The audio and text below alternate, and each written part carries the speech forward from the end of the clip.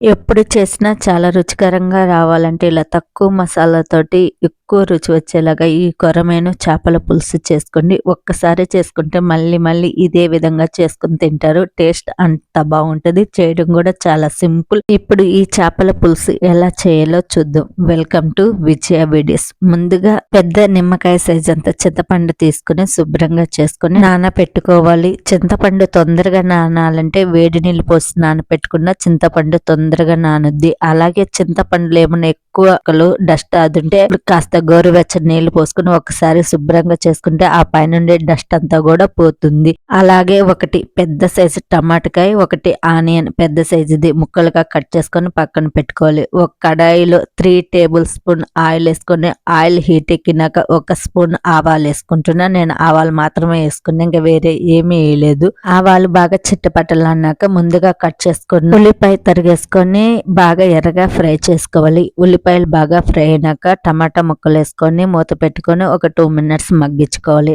టమాటాలు వద్దనుకుంటే కూడా ఈ పులుసులో వేయకున్నా పర్లేదు. నేను అన్ని కర్రీస్ లో టమాటాలు వేసుకోవడం అలవాటు కాబట్టి టేస్ట్ కూడా బాగుంటుందని ఒకటి మీడియం సైజ్ టమాటా వేసుకున్నాను. అలాగే టమాటా కాస్త ఇలా మెత్తగా ఉడికినాక ఇందులో 1 స్పూన్ ఫ్రెష్ అల్లం వెల్లుల్లి పేస్ట్ వేసుకొని పచ్చి వాసన పోయేంత వరకు ఫ్రై చేసుకోవాలి. అల్లం వెల్లుల్లి పేస్ట్ ఫ్రై అయినాక ముందుగా నానబెట్టుకున్న చింతపండు గుజ్జు తీసుకొని వేసుకోవాలి. మీరు తీసుకునే చేపలను బట్టి చింతపండు గుజ్జు ఎక్కువ వేసుకోవాలి. నేను 1.5 కేజీ చేపలు తీసుకుంటున్నా, దానికి తగ్గట్టే చింతపండు గుజ్జు వేసుకుంటున్నా. చేపల పులుసులు ఎప్పుడైనా కాస్త పులుపు ఎక్కువగానే ఉంటే టేస్ట్ బాగుంటది. ఇలా ముందుగా నానబెట్టుకున్న చింతపండుని బాగా నలుపుకొని ఇలా గుజ్జుగా తీసుకొని వేసుకోవాలి. నేను 1కి 2 సార్లు నలుపుకుంటూ ఈ విధంగా గుజ్జంతా తీసుకున్నాను. పులుసుకి సరిపడా వాటర్ కూడా పోసుకోవాలి. మీరు ఎక్కువగా చారు ఎక్కువ కావాలంటే వాటర్ కాస్త ఎక్కువ పోసుకోండి, 1 గ్లాస్ మైన, లేదంటే కాస్త తక్కువ పోసుకోండి. ఇందులో 1/2 టీ స్పూన్ పసుపు, 2.5 స్పూన్ కారం వేసుకుంటున్నా. మీరు మీ టేస్ట్ కి తగ్గట్టు కారం ఉప్పు అడ్జస్ట్ చేసి వేసుకోండి. పులుపులో కాస్త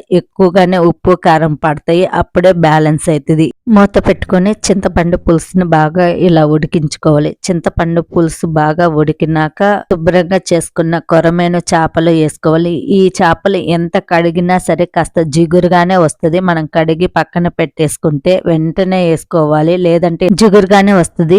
ఈ చేపలు శుభ్రం చేసుకునేటప్పుడు ఉప్పు నిమ్మకాయ పిండుకొని శుభ్రం చేసుకుంటే చేపల స్మెల్ లేకుండా బాగా ఉంటుంది. ఇలా చేపల ముక్కలన్నీ వేసుకోండి. నార్మల్ చేపలతో కంటే కూడా ఈ కొరమేను చేపల పులుసు టేస్ట్ చాలా బాగుంటది. ఈ చేపలు ఎక్కడైనా ఎప్పుడైనా సరే లైవ్ లో ఉన్నాయే అప్పటికప్పుడు కొట్టిస్తారు. చనిపోయిన అయితే ఈ చేపలు అమ్మరు. ఫ్రెష్ గా ఉన్నాయే మనకు అడిగినప్పుడు కొట్టయితే ఇస్తారు. ఈ పులుసుకి తగ్గట్టు ఉప్పు వేసుకుంటున్నాను. ఉప్పు చెప్పాను కదా, కాస్త ఉప్పు కారం ఎక్కువే పడుతుంది ఈ చేపల పులుసుకి. ఒకసారి బాగా కలుపుకోవాలి. ముందు మాత్రమే కలుపుకోవాలి, మళ్ళీ ఉడికినాక చేపలు గరిటెతో కలపటానికి రాదు. మూత పెట్టుకొని మీడియం మంట మీద ఉడికించుకోవాలి. ఈలోగా మసాలా చేయటానికి 1 టీ స్పూన్ ఆవాలు, 1/2 టీ స్పూన్ మిరియాలు, 1/2 టీ స్పూన్ మెంతులు వేసుకొని దోరగా ఫ్రై చేసుకొని మిక్సీ పట్టుకోవాలి. ఇందులో ఈ పొడి మాత్రమే వేస్తున్నా, ఇంకా వేరే ఏ మసాలా వేయట్లేదు. ఈ మసాలా కూడా 2 స్పూన్స్ వేస్తే సరిపోతుంది, ఎక్కువ వేయని అవసరం లేదు. ఎక్కువ పొడి వేస్తే మళ్ళీ